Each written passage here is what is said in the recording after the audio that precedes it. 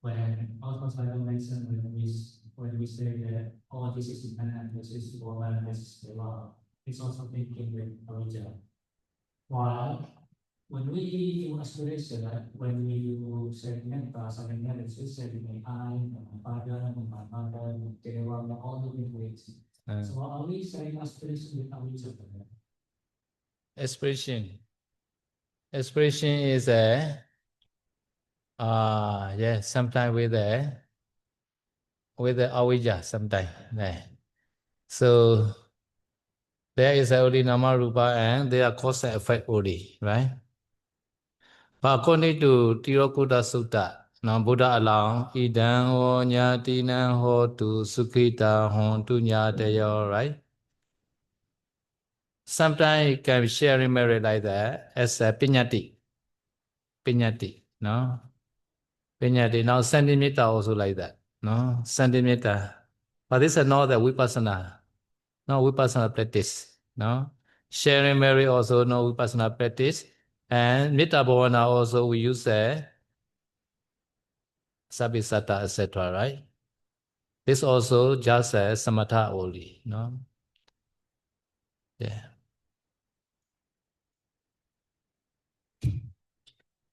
Jadi tadi pertanyaan, ketika kita melaksanakan objeknya adalah memahami fenomena yang hakiki. Sedangkan kalau kita memahami sebagai aku, sebagai dia, sebagai ayah, ibu, laki-laki, perempuan, itu kan dengan pada masalah gitu, dengan awujah dan ketidaktahuan. Terus bagaimana kalau kita misalnya beraspirasi gitu? Semoga saya merealisasi nibbana, semoga ini itu atau ketika berharap itu semoga jadi bahagia seperti itu. Apakah itu juga dengan awujud? Jadi saya tahu iya ketika kita berwipasana maka objeknya harus yang hakiki, amal dan rupa saja, tidak ada aku, tidak ada dia, tidak ada ayah, tidak ada ibu. Nah, tapi Buddha kadang mengizinkan juga kita untuk menggunakan konsep atau panyati ketika membuat aspirasi. Seperti di video Buddha Sutta yang kita sering lihat ada idame tinamo kita punya tayo gitu kan, semoga kerabat jasa-jasa baiknya melimpah pada kerabat saya gitu. Kerabat di sini kan sebenarnya nggak ada hanya nama rumah, tapi yang seperti ini boleh. Terus ketika kirim meta gitu kan kita mesti membayangkan orangnya sebagai laki-laki atau perempuan, sebagai dia gitu kan. Itu juga boleh. Atau kadang ketika mengirimkan kepada sabisata ya, kepada semua makhluk. Ini juga kita menggunakan konsep sebagai objek ini. Tapi konteksnya ini berbeda karena konteks ini tidak sedang berwipasana. So therefore, actually, in the Kusala Javana had no the Avijja Moha. No? Avijja Moha is only the Akusala Javana only. No? Therefore, no? Sometimes we use Piñati, Sabhisata, etc.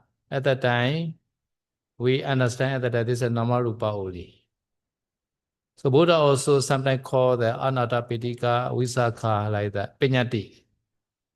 But Buddha knows this is a normal rupa only. No? Piñati also important in the daily conversation. Otherwise, normal rupa come in. At the next who calling?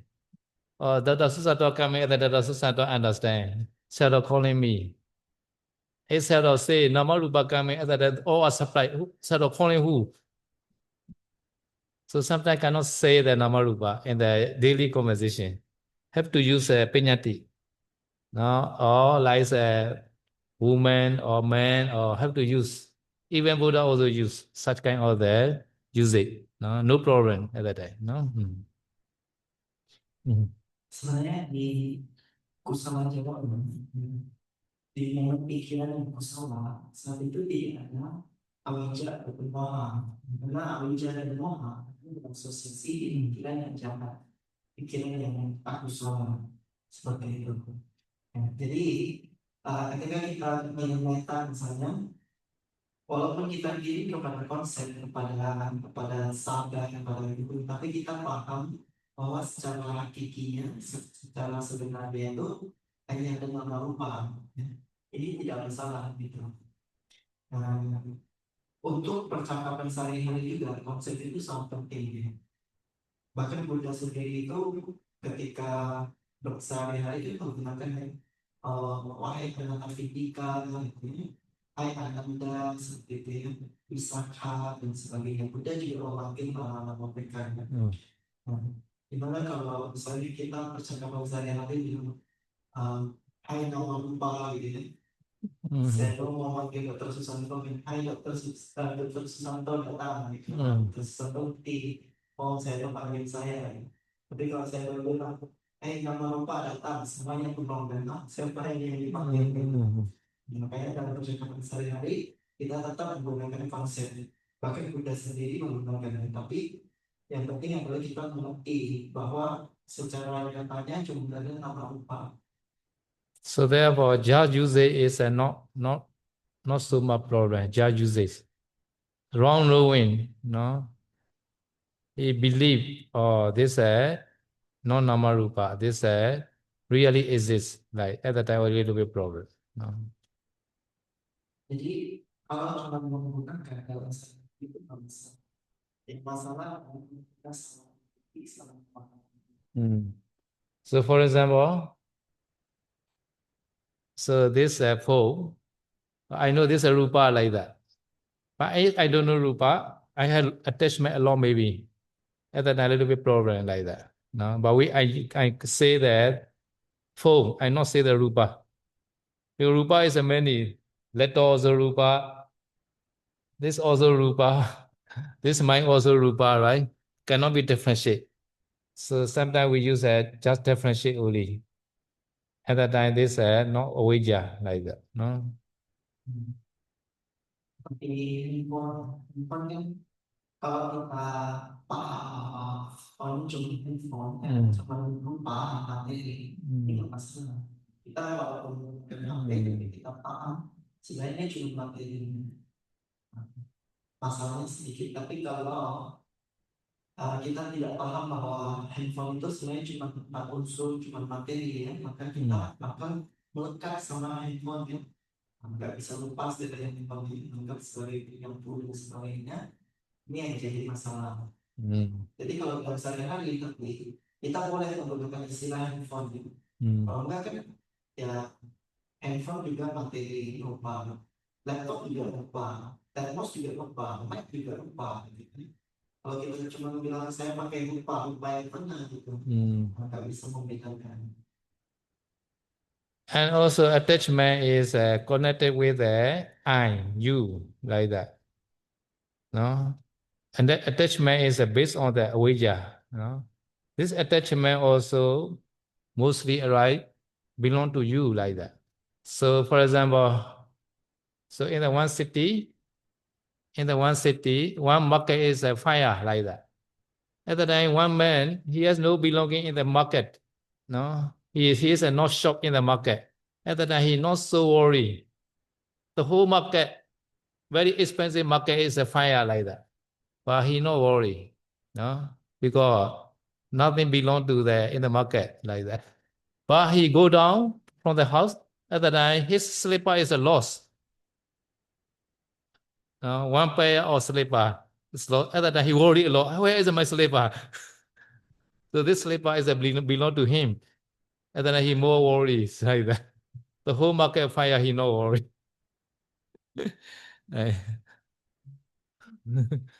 Jadi kalau kemelekatan itu sebenarnya menggunakan anaknya sama dengan diriku gitu. Dan itu berdasar pada tujuan, tidak kawan. Kalau tidak ada kepemilikan seperti itu, maka kita juga tidak ada kemelekatan. Misalkan seorang pekerja di satu mall ya, walaupun satu mall itu semua barang yang ada di sana terbakar habis, bagi dia nggak masalah gitu. Satu mall itu gak ada punya dia. Tapi dia sampai di rumah pulang kan, dia lihat sebenarnya bilang dia panik. Jadi pada satu mall sebenarnya itu bagi dia gak melekat gitu, tapi satu pasang sendal dia jadi melekat. Jadi Okay, next question. yes. Okay. Okay, so continue my Dhamma talk. The benefit of Vipassana. Jadi di sini dalam tentang manfaat dari melakukan vipassana. Hmm.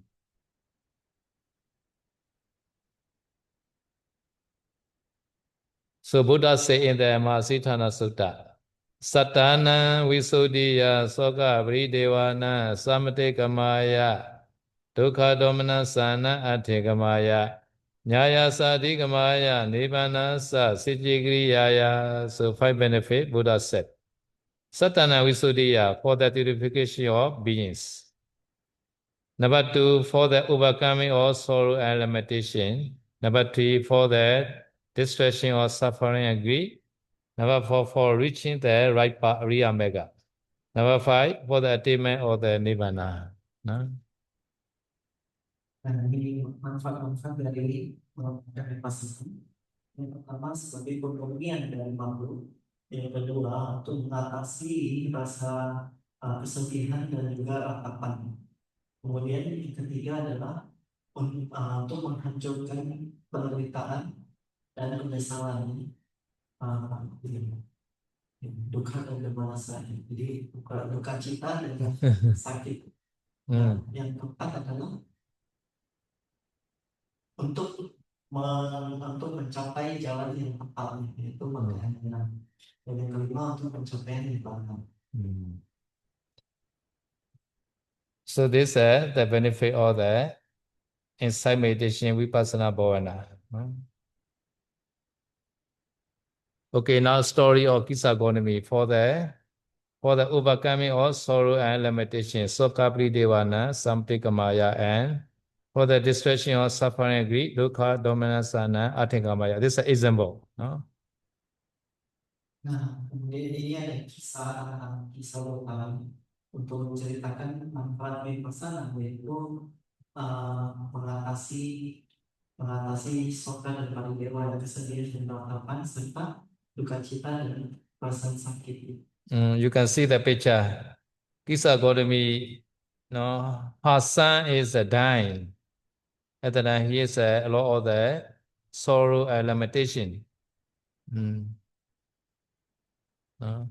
Ya, jadi kisah pertama ini dia mendapati anaknya meninggal, dan dia pun dipenuhi dengan perasaan sedih dan ratapan. So some people advise to her, Buddha had idea, no, to save your son like that. At the time, she approved to the Buddha and she requested Buddha, Bhante, please save my son to recover. Son already died, no? But she has a hope.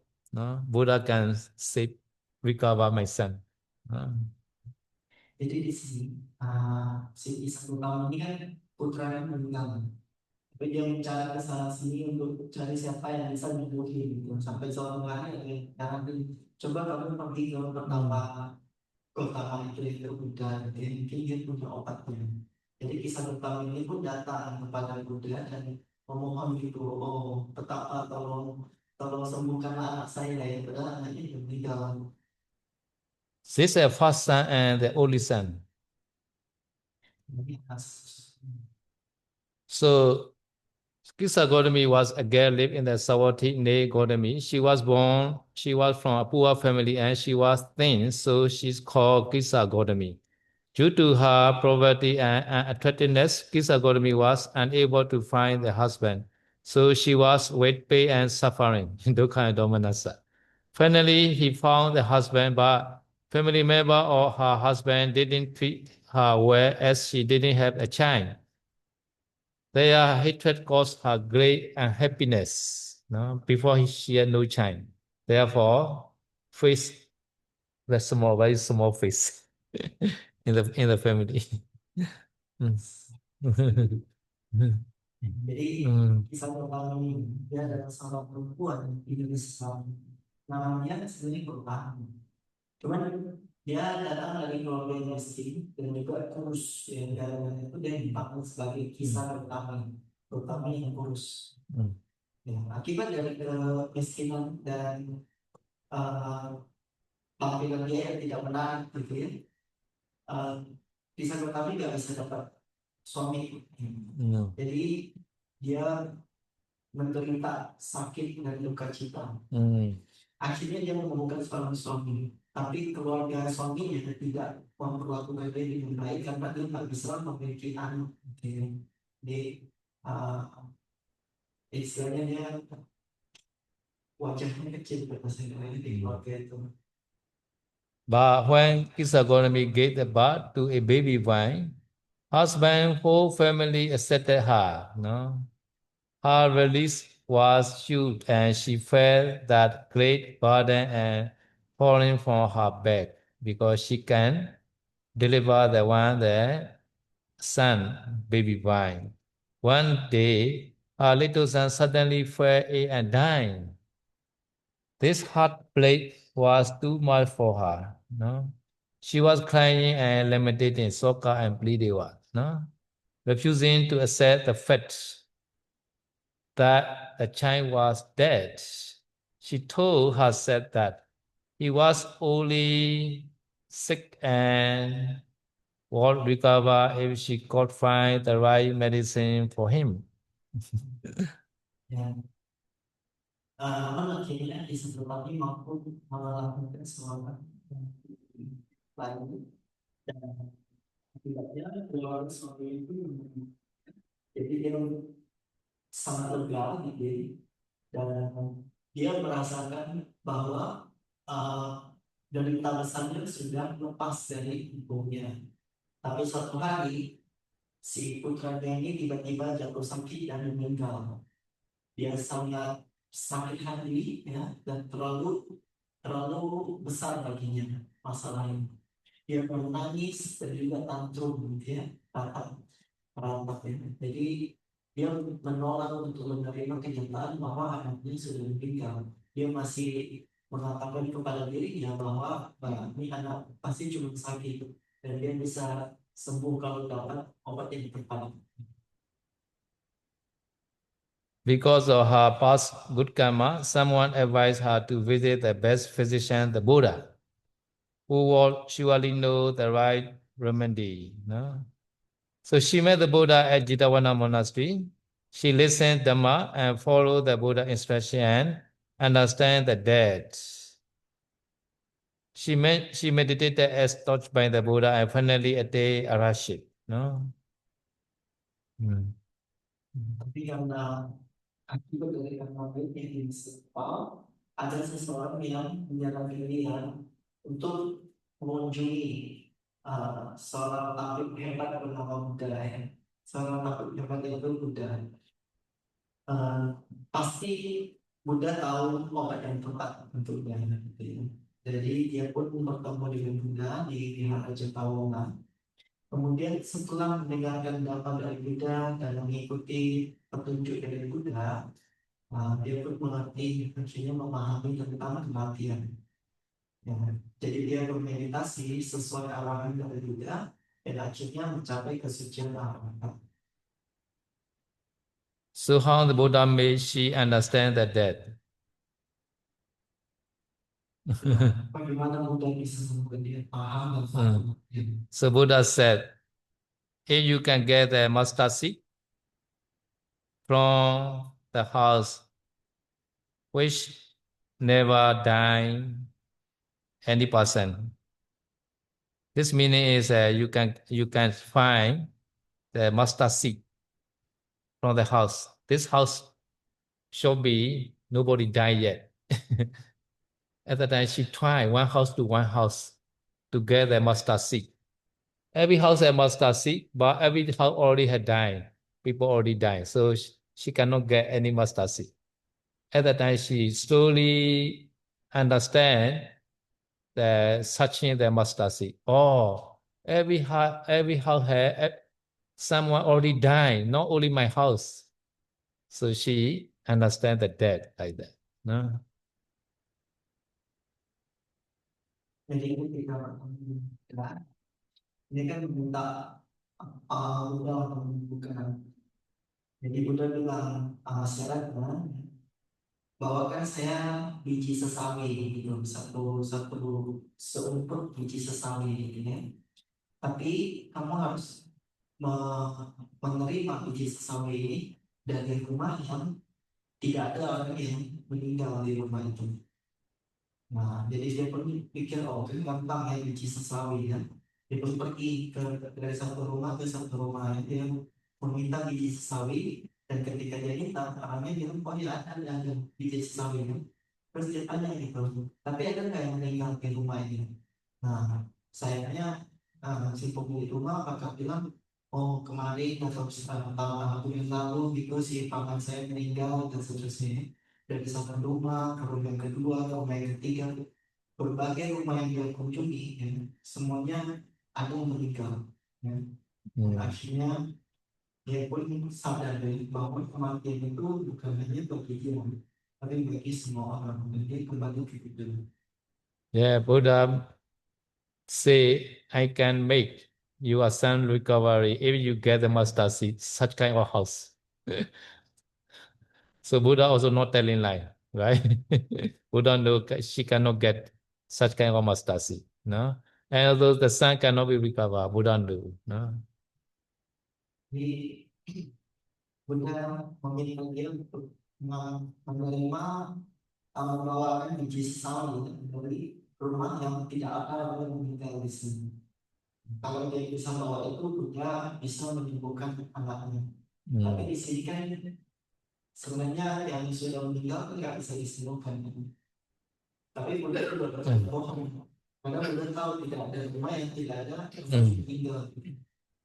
But it may be possible. Some new house and nobody died yet, right? Right? Some many new house like that.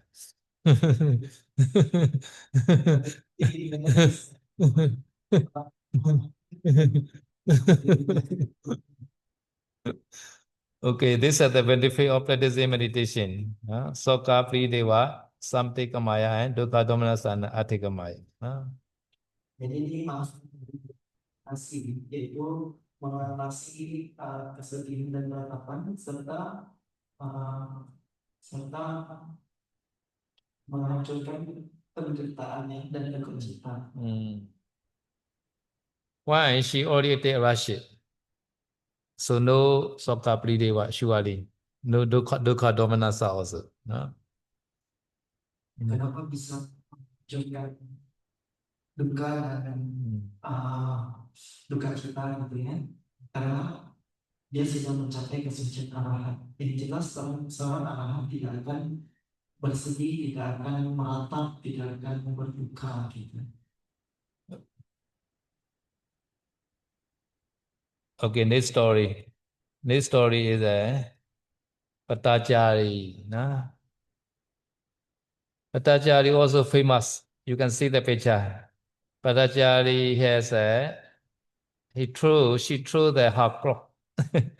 At the time, one the kind gentleman, no, cover the one cloth to the lady. No? So why she threw the her cloth? Because at the time she met. Why she met? The same day, the whole family are lost like that. No? So husband also dying, two sons also dying, father also dying, brother also dying like that. Therefore, she became the mat. Kemudian kisah dari Patacara. Patacara ini juga kisahnya cukup dikenal. Jadi kisah dari teman tadi, Patacara itu istilahnya tanpa usaha ini ya, tapi ada seorang pemuda yang menutupi tubuhnya dengan selembar ini. Jadi kenapa dia tanpa usaha? Karena dia lempar semua pakaian-pakaiannya. Karena dia sempat gila. Ya. Kenapa nggak gila gitu? Karena di satu hari yang sama tiba-tiba semua keluarganya mati. ya, termasuk ada suaminya, ya, termasuk ada orang tuanya dan semuanya. Her story like that, no? Patajara was the beautiful daughter of the wealthy merchant or Sawati, no? Rich family, no? Daughter. But she fell in love with a poor man and ran away from her family, no? So he ran away with a poor man, and then she also became the poor. Their husband and his living by farming a small plot of the land, and the young wife had to do all the family housework. Jadi kisahnya ini, Pacara itu seorang anak, seorang putri yang cantik dari sebuah keluarga pedagang yang kaya di Sawati. Tapi dia jatuh cinta kepada seorang pria miskin dan kemudian dia kabur dari keluarganya. Misalnya si suami ini memperoleh penghasilannya dari bertani di satu bidang tanah yang kecil, dan si istri muda ini pun harus melakukan berbagai kewajiban rumah tangganya. She had one son first, no? Before deliver one son, she also want to go back their parent house, but husband not allow. So, but she, no, trying to go back. On the way, she deliver the son. And then the husband also coming. So son already delivered. I no need to go back the parent house. So they come back. First son. Second son pregnant time also, she want to go back there, parent house. No, husband also not agree. But when husband go to the work, to the farming, at the time she secretly go back to the parent house. Had to cross one forest. No. Ketika itu dia di ketika dia bulan pertama ini kan setelah menjelang kelahiran, ya, dia ingin bersalin di rumah keluarga dari si istri, gitu kan, di keluarga si pacar ini. Jadi dia masih yang pulang ke rumah orang tuanya itu, tapi suaminya nggak ngizinin gitu ya. Nah, tapi dia tetap pengen pergi, cuman dari rumah si suami ini ke rumah keluarganya itu harus melalui satu hutan gitu. Dia tetap mau pergi, jadi tapi di tengah jalan dia pun bersalin gitu. Maksudnya dia melanjutkan putranya di tengah jalan. Si suaminya juga ikut pas itu untuk menghentikannya. Ya, tapi karena sudah melahirkan, mereka pun nggak jadi ke rumah orang tuanya dan kembali ke rumah mereka.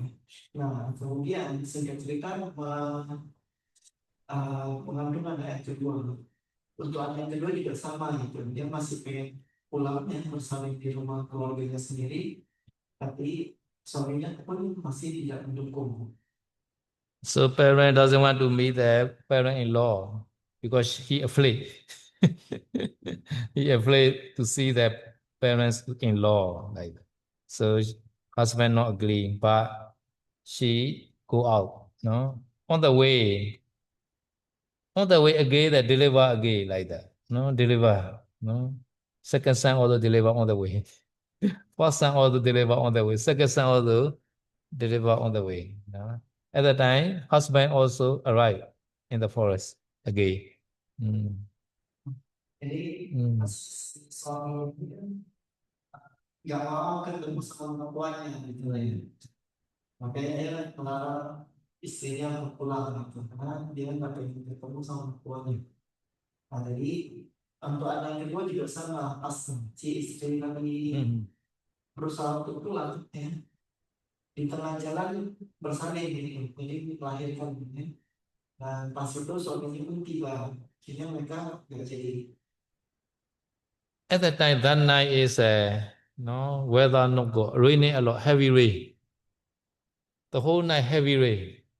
No, at that time deliver the child. No, At that time, husband also came, no?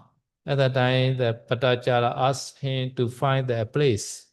She also very cold like that. Heavy, we call the heavy rain, like, no? Baby, small baby also cold like that. At that time, one child. First child is can walk a little bit. Uh,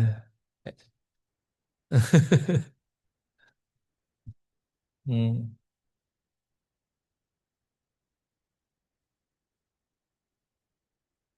So there was heavy rain with a strong wind in that night. No, roar, like last night raining in the no, yeah, no, not last night. No, last night. Yeah, before Pidapata night. Before Pidapata, heavy rain. The whole road are clean because this a gold rain for now, yeah. Before Pidapata, no, raining a lot like that. At the night, the whole road are clean because the raining. At the night, we easily can walk. They were cleaning. But in this case, is a heavy rain is a no go. Hmm. Ceritanya ketika mau melahirkan ibu ini kan tadi si pengacara berjalan ke rumah orang tuanya, tapi disusul sama suaminya gitu, tetap nggak diizinin kan. Cuma pas di pengajaran, Hmm. pas itu eh, dia lahirannya, jadi anak keduanya ini lahiran di pengajaran. Cuma eh, pas itu hujan deras kan. Jadi hujan deras ya, mereka pun berusaha mencari tempat berteduh gitu ya. Semuanya kedinginan gitu, si si pacarnya kedinginan, bayi yang baru lahir juga kedinginan gitu ya. Terus tadi diceritakan juga si anak yang pertama, yang putra yang pertama itu pas itu mungkin udah agak gede, dia mulai bisa berjalan sedikit gitu. Tapi di sini tadi saya dapat cerita ya tentang hujan deras. Hujan deras ini sama seperti kemarin pagi ya. Ketika sebelum pindah pasta kan di Italia sini hujan deras dulu pagi-paginya. Dikata saya hujan deras ini bagus ya. Karena hujan deras ini bersihin semua jalannya. Jadi pas pindah Batam, jalannya udah gampang harus dilewati. Tapi kalau hujan deras yang di kisah tata cara ini gak bagus. Karena buat semua orang kedinginan. So Patajala asked the husband to find that place. She very cold like that. So the husband also left and trying to prepare a place for the delivery, no? Before delivery at the time, no? Why he's searching at the time, baby also delivery automatically, no? At the time, husband is chopping the wood, no? He will make the fire to be warm like that, no? At that time, no, unfortunately, no, poisonous snake came out from the anthill and bite him. Instantly, he fell down and dead. Husband dead. No. Mm. So she chopping the wood like that. No. But wood also difficult at that time because raining, right? So all wood are wet at the time. No. At that time, one poisonous snake came out and bite him. No, in the forest. Therefore, husband died at that time. No? So husband cannot go back to their wife. Wife also waiting, husband not coming until the morning, early morning. No? Mm. Oke. Jadi pas itu lagi mau kelahiran yang kedua, pas itu berarti kan belum melahirkan kan, tapi di tengah jalan hujan deras gitu ya. Makanya si pengacara ini meminta suaminya untuk cari tempat sampai dia bisa melahirkan anak yang kedua.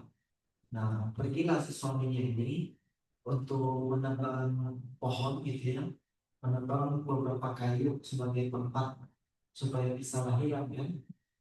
Tapi di tengah yang menumpang itu ada seekor ular yang keluar dari sarang semut dan kemudian menggigit dia. Ularnya ini ular berpisah gitu. Dan si suami pun meninggal di sana. Jadi di waktu yang sama si pengacara ini kan tadi lagi menunggu suaminya balik kan. Kok suaminya nggak balik-balik gitu. Dan dia pun melahirkan sendiri gitu. Tanpa suaminya kembali dia melahirkan pas suaminya pergi. So Patajara very late go back the parent house. No, she often request the husband to send back to the parent house like that. But husband may postpone, wait like that. Finally cannot wait. So she go back low like that. No, therefore such kind of problem right in the forest. No, very late because the pregnant is very mature at the time. Jadi si Patacara ini tadinya udah sering gitu meminta suaminya ya memohon kepada suaminya supaya dia bisa melahirkan itu di rumah kedua orang tuanya. Cuman suaminya terus nggak ngizinin gitu ya. Suaminya terus nunda. Akhirnya sampai sudah sangat matang bayinya gitu ya, sudah deket pada hari bersalin, barulah si Patacara ini pergi untuk melahirkan. So this Patachara also waiting the husband. She didn't know husband already died. No? In the morning she already delivered. So two sons. With the two sons, she was very busy. So she searching the husband. No?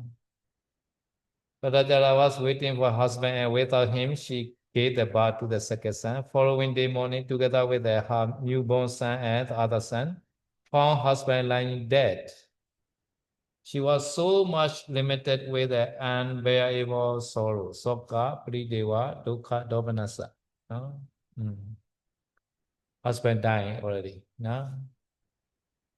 Nah, jadi sambil Patacara menunggu suaminya untuk balik ya, dia pun melahirkan anak yang kedua ya. Sampai pagi suaminya nggak balik-balik, jadi si Patacara ini pun pergi mencari suaminya ya, bersama dengan putra yang pertama dan juga bayi yang baru lahir gitu. Jadi si Patacara ini benar-benar kewalahan kan, udah baru melahirkan gitu ya, terus ngurusin satu anak yang pertama gitu.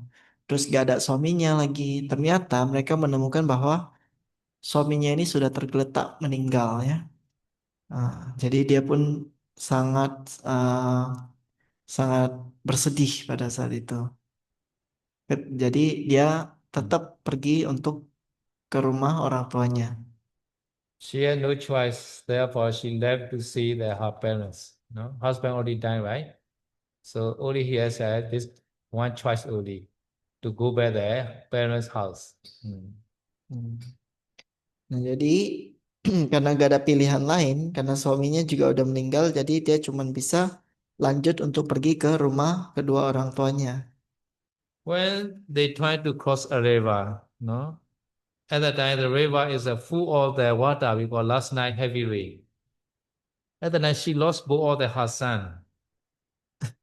Newborn baby was taken away by the hawk, and the other son was swept off by the river currents. Dalam perjalanannya untuk ketemu orang tua, untuk balik ke rumah orang tuanya, ya, mereka harus melewati satu sungai ya. Ketika mau nyebrang sungai ini, si anak bayinya, si baby yang baru lahir, ditangkap sama seekor elang. Dan si anak yang pertama terhanyut ke dalam arus sungai. Jadi di hari itu dia kehilangan juga kedua putranya. Problem is that she cannot cross the river together with the two sons. Very busy with the two sons. The current is very strong. Therefore, she decided one by one, I will carry the baby like that. So first newborn baby, no, she carry and reach to the other shore. No, So on the leaf, on the one leaf, she prepare the baby, no, other shore, no. After that, she come back. She come back to carry another son like that, no. So on the middle of the river, she saw one of the hawk, like eagle like that, no. Eagle, no, want to take his a newborn baby. At that time, no, she threatened, no, to frighten to the eagle to go away like that, not to take the newborn son, no. But this eagle have not listened the her, no, trying. So take the newborn baby, no, and eat like that. At that time, what happened? She is showing like that, ooh, like that. At that time, the the the the, the son, no, elder son, make understanding. Oh, my mother calling me. My mother is calling me, so she also go there in the river. So she very young, right? So cannot cross below. So river current is a sweat of the baby at the son. At that time, elder son also died. Seeing that this, no, situation, why she felt like that, mother, no, two sons are lost, no, in the river like that, no. Ya, jadi apa yang terjadi saat itu kan masalahnya dia nggak bisa nyebrang sungai bersama kedua anaknya sekaligus, jadi masih satu persatu kan. Nah pertama eh, dia bawa salah satu anaknya dia tinggalin di sana. Nah kemudian dia pergi membawa satu anak dulu ke seberang sungai gitu kan. Terus dia taruh di satu daun ya, anak yang kecil berarti ya, anak yang baru lahir, dia taruh di satu daun gitu, di tumpukan dedaunan. Terus dia balik lagi untuk menjemput anaknya yang kedua ya. Tapi di tengah sungai, seekor elang datang mendekati bayi yang dia taruh di dedaunan tadi. Nah, si elang ini mencoba untuk membawa si bayi itu, dan si Patacara melihat itu, dia pun melambai-lambai ke elangnya gitu ya, untuk mencoba menakut-nakuti ya, supaya si elangnya nggak mendekati anaknya. Ya, tapi si elang pun nggak peduli sama si Patacara, dia tetap tarik si anaknya dan dibawa pergi gitu ya. Gara-gara si Patacara melambai-lambai ke elangnya, anak yang pertama mengira mamanya manggil dia gitu kan. Nah, jadi anaknya yang pertama pun merangkak untuk ke arah mamanya dan sampai di sungai hanyut. Jadi di sana dia pun kehilangan kedua anaknya di sungai. So with the Sokapri Deva Dukkha Domanassa, she go back alone. Husband also died, two sons also lost already. So she alone go back, no. She reached near her village. On the way through the villager, she got to know that previous day night, because the storm, cyclone like that, storm, their ancestor house collapsed, killing both her parent and only brother. No? Both her parent and brother also died already like that. She got the news, bad news like that. No? On the way, not yet reach the house. No? Nah, jadi dengan kesedihan dan ratapan karena kehilangan suaminya dan juga kedua putranya gitu ya, dia nggak punya pilihan dan dia sendiri pergi ke rumah orang tuanya. Ya, sampai di dekat desa tempat orang tuanya tinggal, dia mendengar kabar bahwa kemarin di desa itu ada bencana, yaitu badai datang, badai beserta dengan um, angin topan gitu kali ya. Nah, jadi rumah orang tuanya pun rubuh gitu ya, dan menimpa kedua orang tuanya dan saudaranya. Ini dia masih belum sampai ke rumahnya ya, dia masih di dekat desa itu mendengar kabar. This village also show the smoke or the cremation or the parents and brother. This is a smoke of cremation. When she saw the smoke of cremation, she went mad. She lost everything, right? Husband also lost, two sons also died. Now parents and brother also all are dying. So at the time she went mad. Huh? Mm.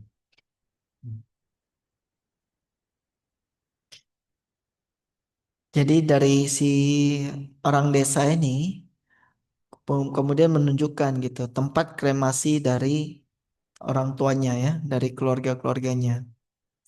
Jadi ketika dia melihat asap hasil asap yang keluar dari tempat kremasi kedua orang tua dan saudaranya ya, dia pun menjadi gila gitu ya. She tear all her clothes and ran about naked, weeping and wailing. Both my sons are dead. My husband on the road lying dead. My mother and father and brother burned on one funeral parade like that. Funeral the wooden firewoods. So she's saying like that. Become the mad. Dia pun karena gila ya, dia pun kemudian merobek bajunya dan dia berlari tanpa busana gitu sambil menangis dan meratap kedua kedua putra saya meninggal, suami saya juga mati di tengah jalan gitu ya, dan juga um, mama dan papa serta saudara saya dibakar di satu api perapian gitu ya. Due to her good fortune, because the previous Parami, she also finally met the Buddha at the Jetavana monastery. No? So Buddha preached her Dhamma and instantly she regained her mindfulness. No? At that time, one the gentleman offered one clothes to her, one clothes to her like that. One gentleman, no, he offered her the cloth to the Patachara, no, cover the whole body. At that time, she can listen the Dhamma talk. No? Tapi karena baiknya, kemudian dia pun bisa bertemu dengan Buddha di Wihara Jetawana gitu ya. Dan di sana ada seorang pemuda yang memberikan dia sehelai kain putih untuk menutup tubuhnya. Nah, setelah ditutupi, kemudian dia pun bisa mendengarkan Dhamma. India gentlemen, they are wearing very corner clothes. No, they have a big cloth like that. No, so nowadays the maiden gentlemen have not like that. Maiden gentlemen cannot cover the whole body, right? One shot how to cover the whole body. And Jody, your shot can cover the whole body, cannot. Yeah. So India tradition, okay, right? They have a big cloth like everybody. No? Ya, jadi maksudnya kalau di India itu pemuda-pemudanya menggunakan pakaian yang bagus ya. Bagus di sini maksudnya mereka biasa pakai satu helai kain yang besar gitu dan melilit-lilit ke tubuhnya kan. Nah, makanya ketika didanakan ini kan si pemuda itu punya satu helai kain yang cukup besar, baju pakaian dia sendiri untuk menutupi si perempuan. Tapi kalau pemuda-pemuda di Medan ya, itu sekarang nggak kayak gitu lagi. Cuman satu helai baju ya, nggak bisa nutupin seluruh tubuh. Jadi nggak bisa berdana yang kayak begitu. So Buddha teaches her meditation. Patajara practice meditation with a great diligence. Her efforts to attain the mega and phala, final good nibbana. So she also became the bhikkhuni, Patajara bhikkhuni. Nah, setelah Buddha membabarkan Dhamma kepadanya, dia pun mendapatkan kembali kesadarannya. Uh, Kemudian Buddha mengajarkan dia bermeditasi. Tata cara berlatih meditasi dengan rajin dan dalam waktu yang singkat usaha dia membuahkan hasil dan dia mencapai tujuan akhir nibbana ya. Jadi dia pun menjadi seorang bhikkhuni yang dikenal dengan nama Patacara. Yeah. So this story is a Sunita story. No? Sunita is a no, low class family man. No? He is a poor and little to eat. His job was inferior and he collected garbage and discarded things. No? No? So in the Indian tradition, no, every morning, no, he has a job. No? He had to collect some of the physics collected because the ancient time they had no the modern the toilet no no they collect every physics every house like that no other than this Sunita have to collect this physics no one house to one house no so behind the house they had a one room no behind the house they had a narrow road. So Sunita always go this narrow road and they collect the discarded things, house by house like that. So Buddha also go this such kind of a narrow road like that and get the motto to the Sunita. No? So in the picture is a very good road. No, really is this small road. No, small road. No.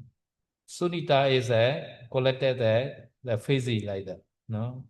But here is just a blue, cleaning like that.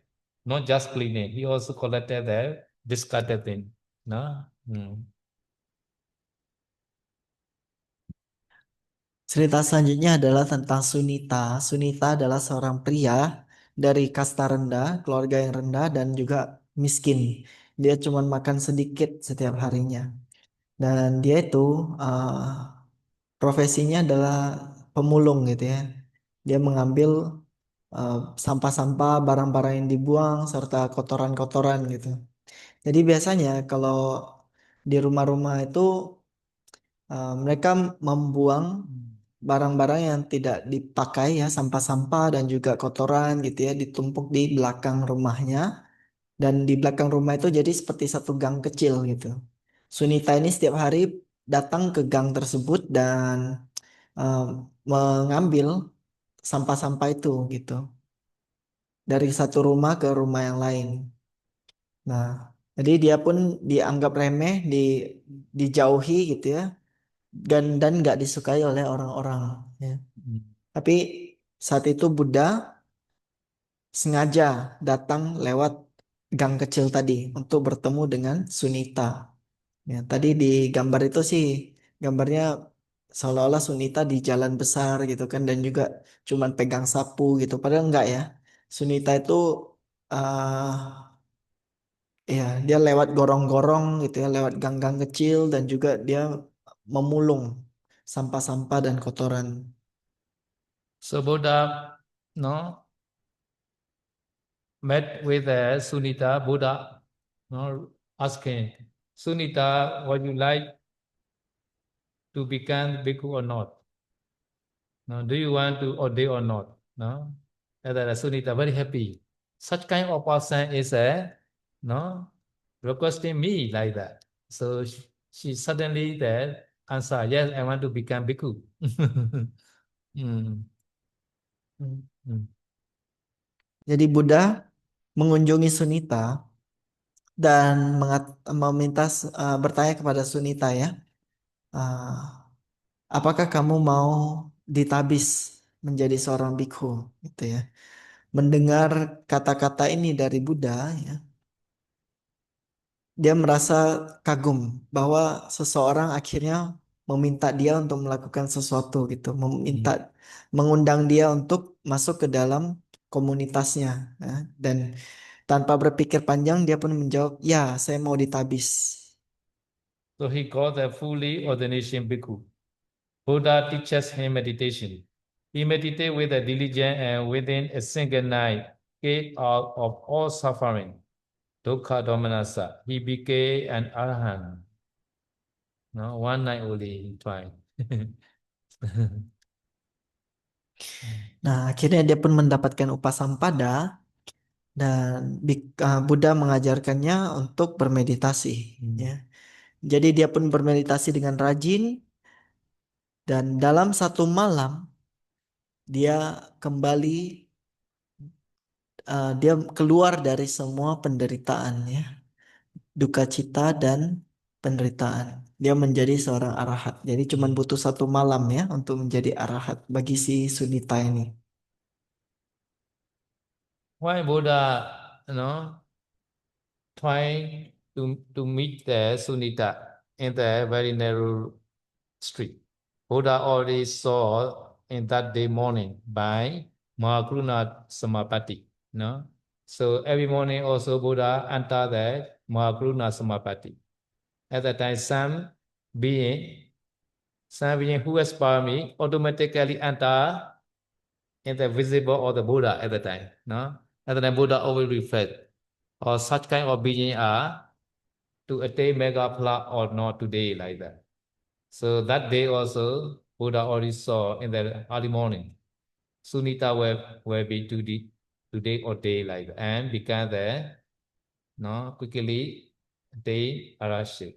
Therefore, Buddha, Vedapata time, trying to meet the Sunita that day. Such kind of condition also because the parami of the Sunita. Sunita already practiced previous life. Therefore, she quickly attained arashit. Kenapa Buddha bisa mendatangi Sunita? Karena setiap pagi Buddha itu masuk ke dalam Karuna Samapatti ya. Jadi Maha Karuna Samapatti. Setiap pagi Buddha itu selalu memantau dunia dengan welas asihnya yang besar. Dan siapapun makhluk yang membutuhkan pertolongan akan otomatis muncul di pandangan Buddha gitu. Kemudian Buddha pun akan menilai apakah makhluk ini memiliki tumpukan parami yang cukup atau tidak. Di kasusnya Sunita, Sunita ini sudah berlatih meditasi dari kehidupan-kehidupan yang lampau ya. Makanya dia punya tumpukan parami yang cukup. Dan karena itulah Buddha pun mendatanginya. Ketika berpindah patah, Buddha pun masuk ke dalam lorong ini khusus untuk bertemu dengan Sunita. All the previous Buddha, Pichika Buddhas, and uncountable number of humans, Deva, Brahma, God purifying themselves, Satana, Visuddhiya, and they overcome sorrow and limitation in the endless cycle of birth and death. Soka, Paridevana, Samatikamaya.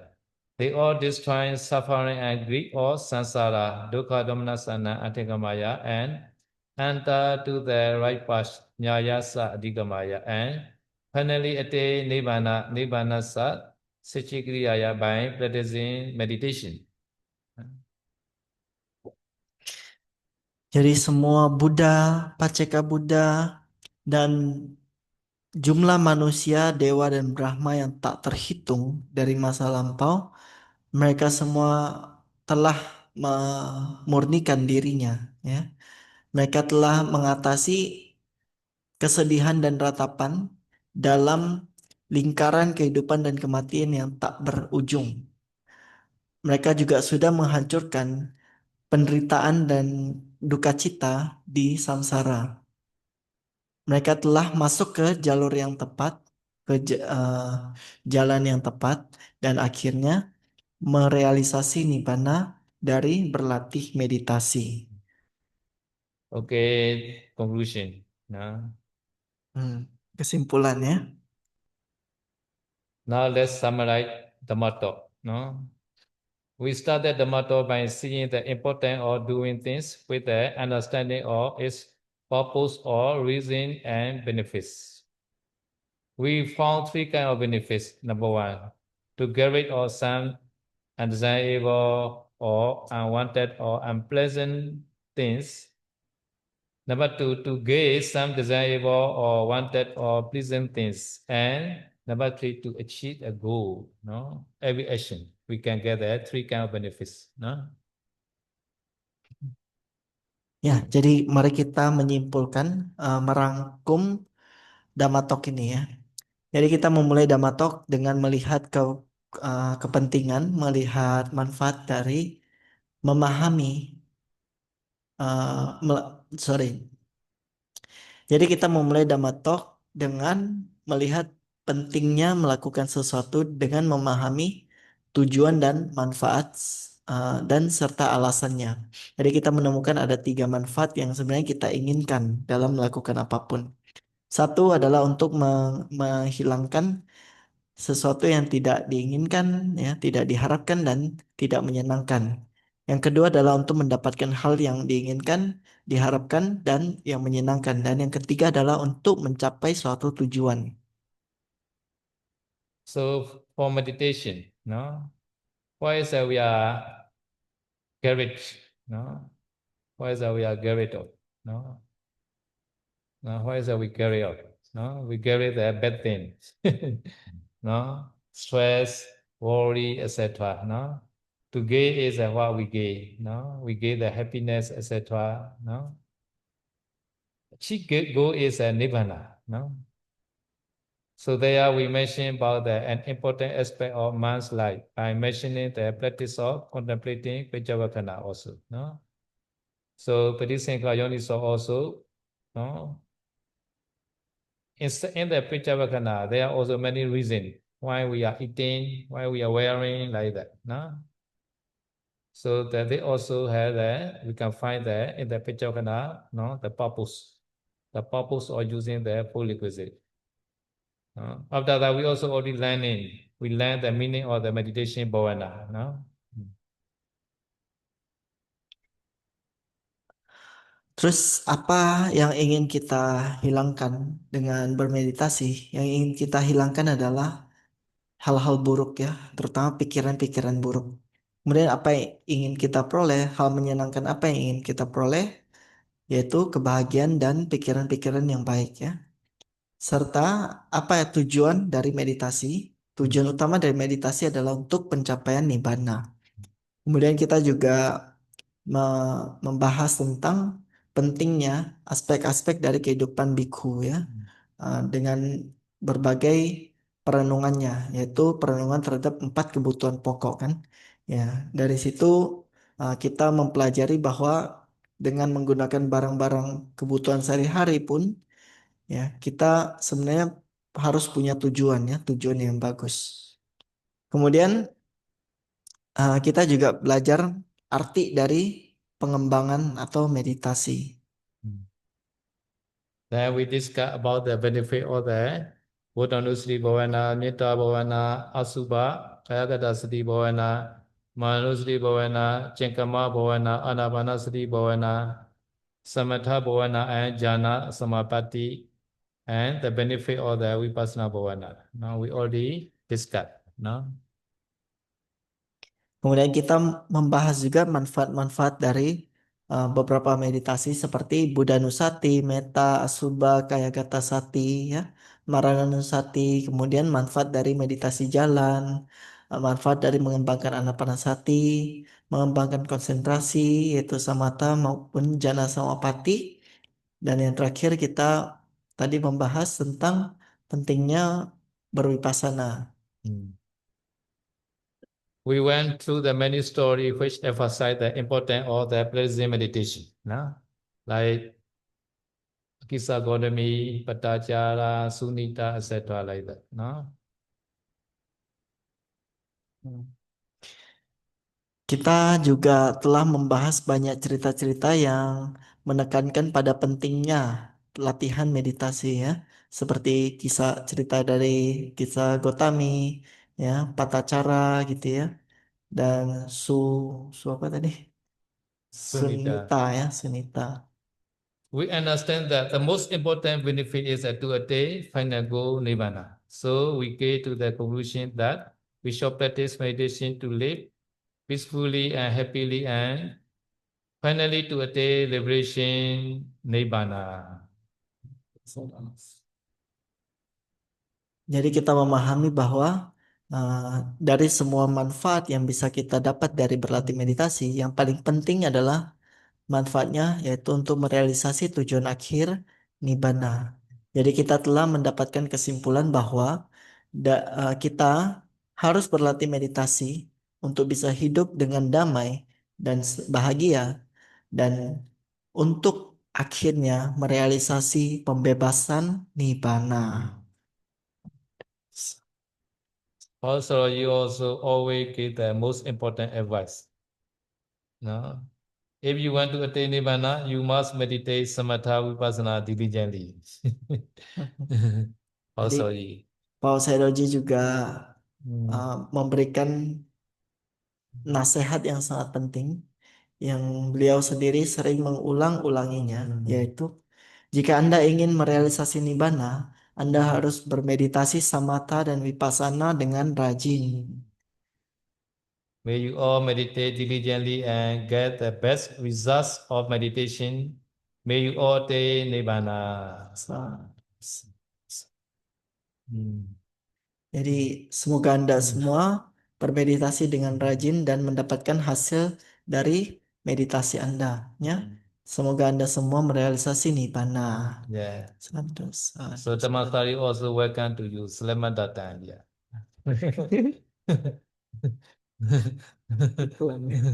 Ya, jadi Taman Sari juga apa ya, menyambut Anda ya, menyambut Anda. Ini Yeah, this fotonya. picture is at Tamasari. This picture is at the way. Jadi itu tadi foto Taman Sari, kalau ini foto Dawei Paok Monastery di Dawei ya. Okay, so today is the last day. So may you all are always happy and attain nibbana quickly. So, Jadi hari ini juga hari terakhir. Semoga Anda semua selalu bahagia dan merealisasi nibbana segera. Sadu, sadu. Sadhu.